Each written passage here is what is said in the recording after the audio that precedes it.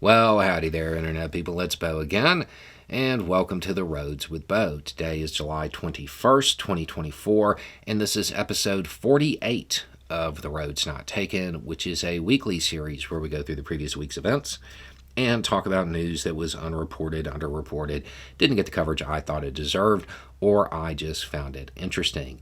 Then at the end, we go through some questions from y'all, picked by the team.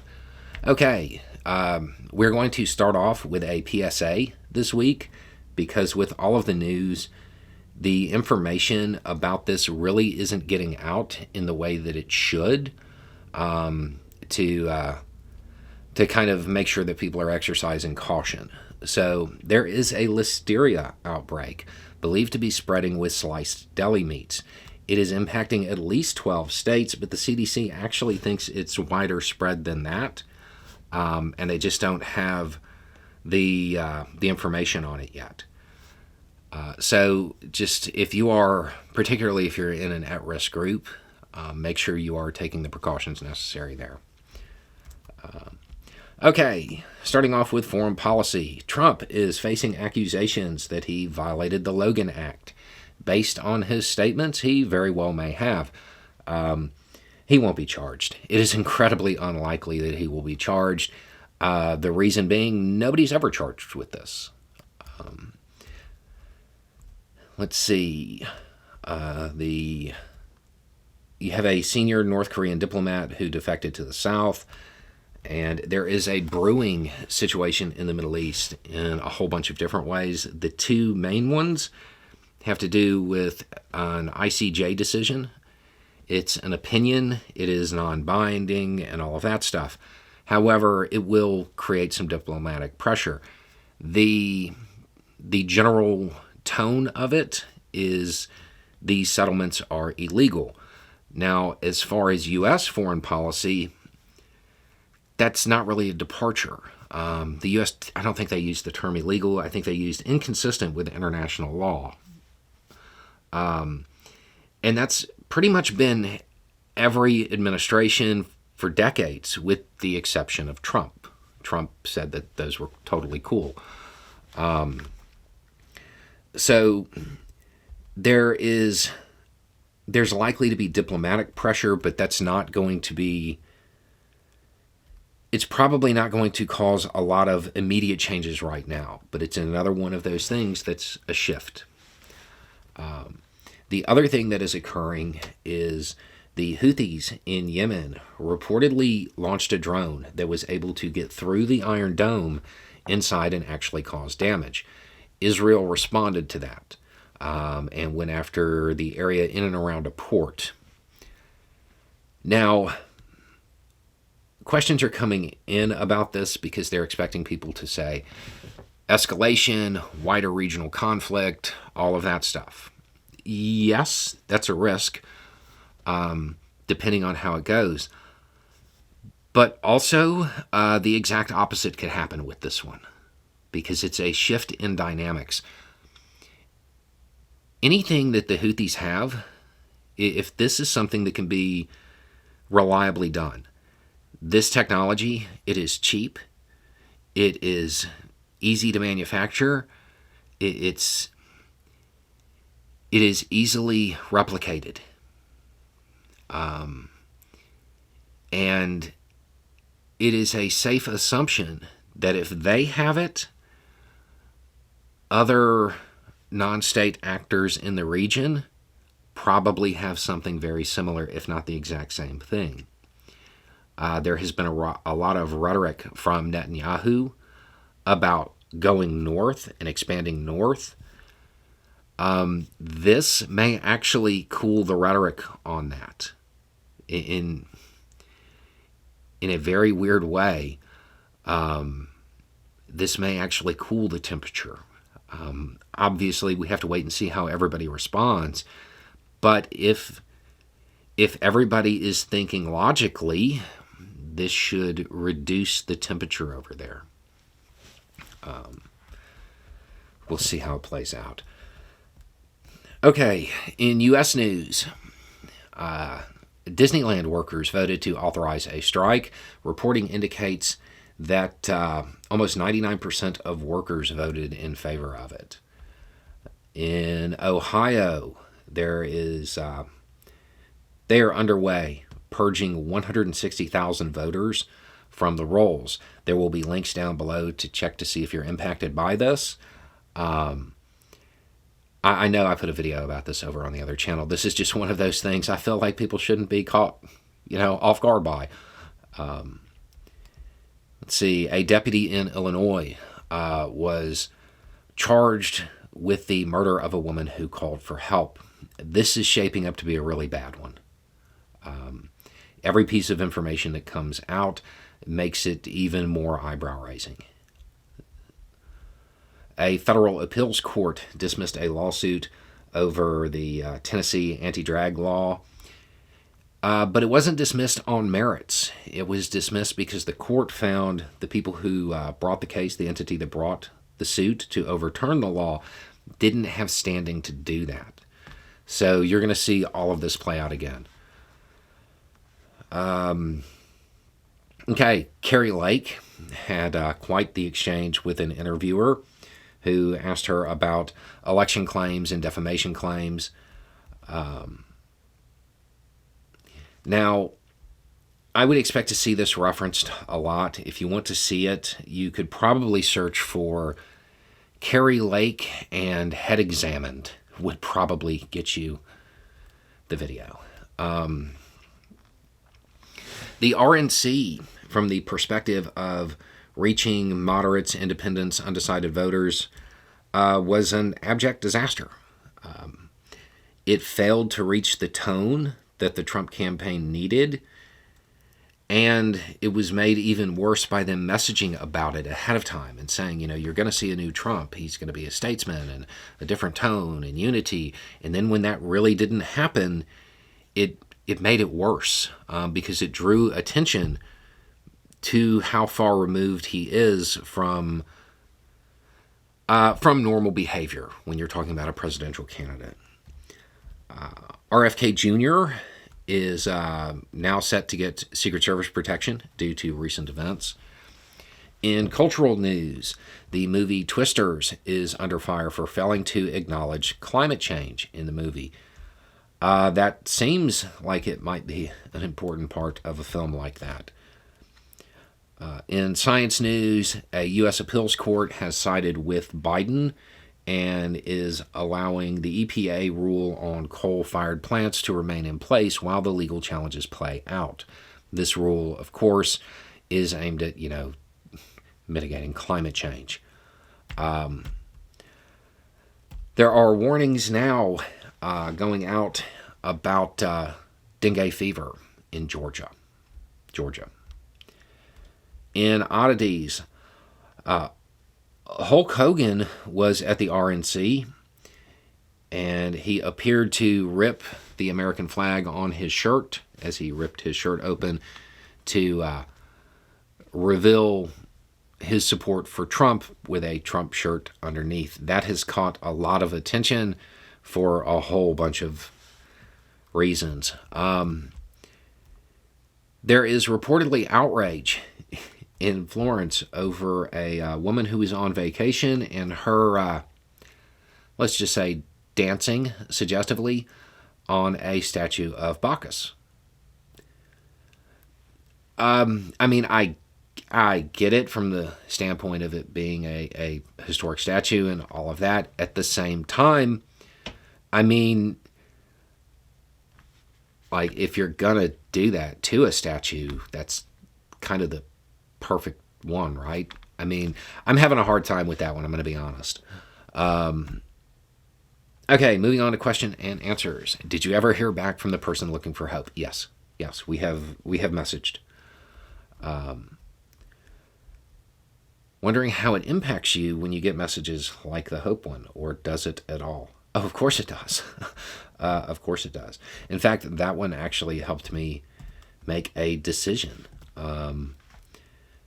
The channels, they've been around a while. And one of the things that always made me really happy was all of the stuff offline that we've done. And for those who are newer, During the pandemics, we were able to get masks and medical supplies for rural hospitals, small hospitals, so they weren't on the list to help. We were able to supply Christmas presents to the children of a mine that was on strike, the workers, their kids. We, have done disaster relief. We do our yearly fundraiser for the shelters. And we do all of this. And to me, that was, it's always been a big part of it. I've realized since we added that 4th video a day over on the other channel that I don't have as much time for that. And this year, I mean, yeah, we did the thing for Project Rebound, which was super cool. I mean, don't get me wrong. And there's a couple of other smaller things, but it's less than it normally was, and I feel like those two things are related. So I had been toying with the idea of going back to 3 videos a day. That's probably going to happen now, and this, in a weird way, kind of helped me make that decision. On this channel, we've been talking about expanding the content, and all of that's going to happen, but you are going to hear some different voices. You're going to hear some different voices. So, and then I'm sure that this is asking about, how it makes me feel. I mean, yeah, it definitely has an impact. And I think a lot of what I just said really comes down to I don't want to be in a situation where I miss an email. Okay. Should I really be concerned about Project 2025? I mean, yeah. People are trying to frame it in different ways. When you look at the whole thing, it is obviously something that is concerning to a whole lot of Americans. And the counter to that is, it's not like they're going to do all of it. When you break it up, what you realize is that a lot of those talking points are the talking points of a lot of different candidates. It is definitely something that should be looked at and considered.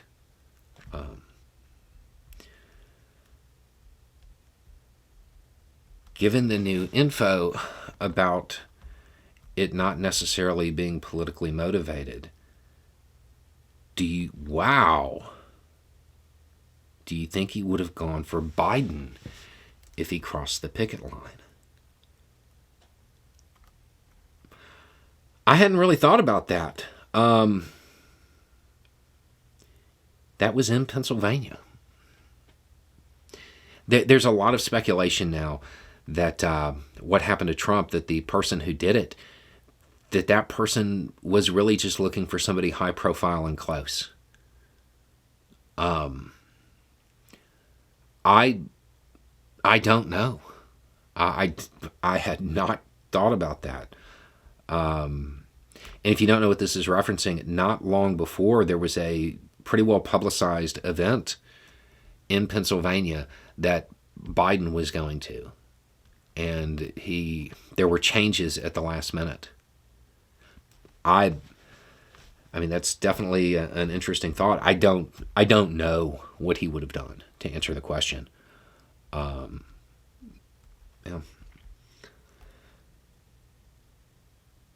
Have you ever tried growing flax before? No, I have not. I have heard it can be picky.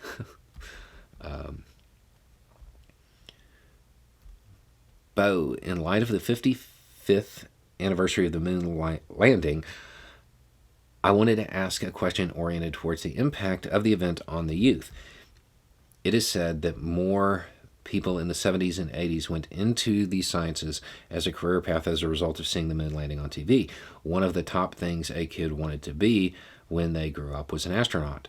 Do you think that the kids who end up seeing the landing of Artemis will be inspired to go into the sciences themselves, into finding climate solutions and even further exploring into space? Yes.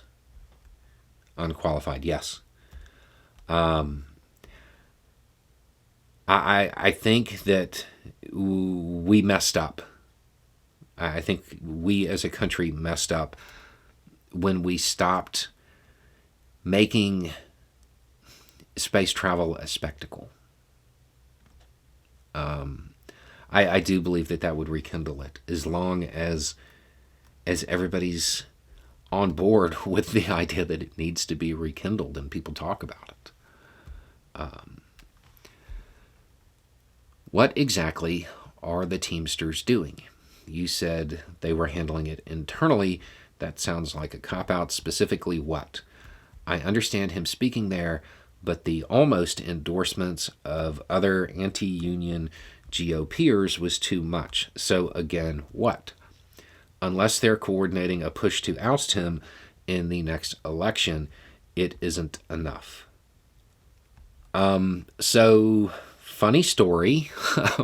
No, that's exactly what they're doing, actually. That is supposed, yeah. Okay.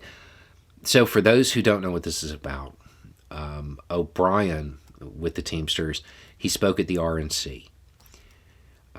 Speaking at the RNC, that took a lot of people like off guard, because the Republican Party is anti-union. They're not pro-union. They pretend that they are, but you can look at their votes and see that they are plainly anti-union. So there was a lot of animosity about that. Me personally, I think that was a good move.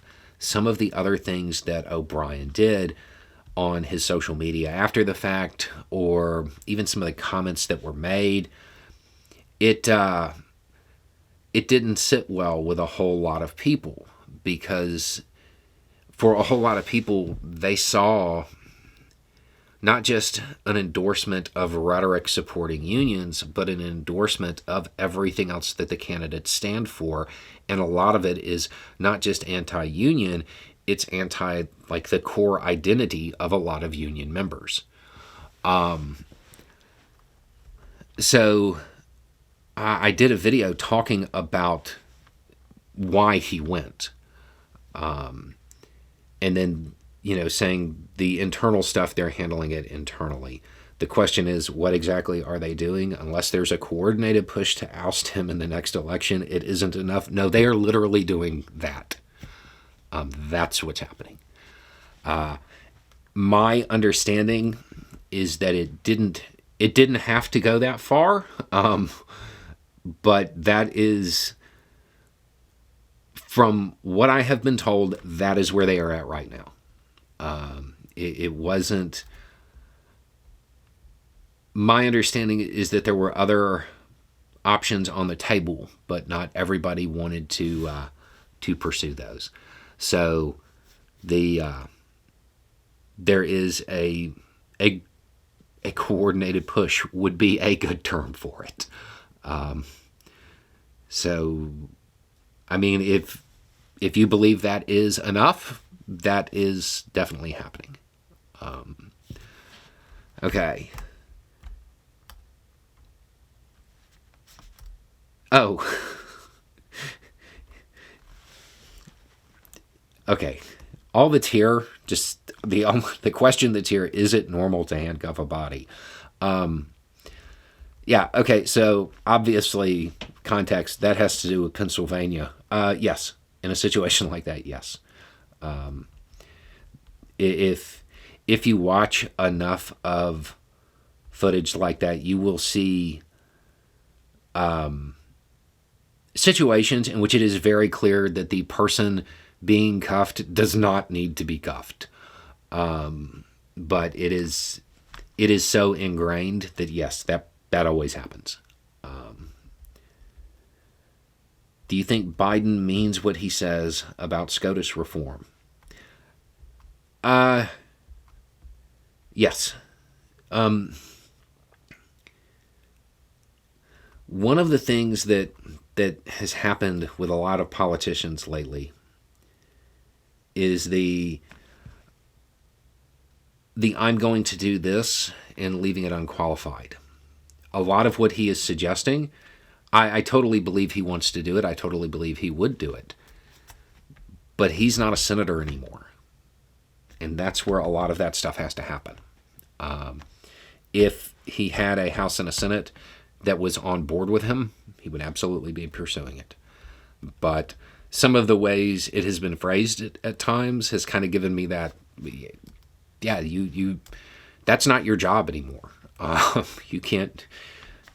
That's in the Senate. But no, I truly believe that he does want to do that. He would need allies in the House and the Senate to make it happen, though.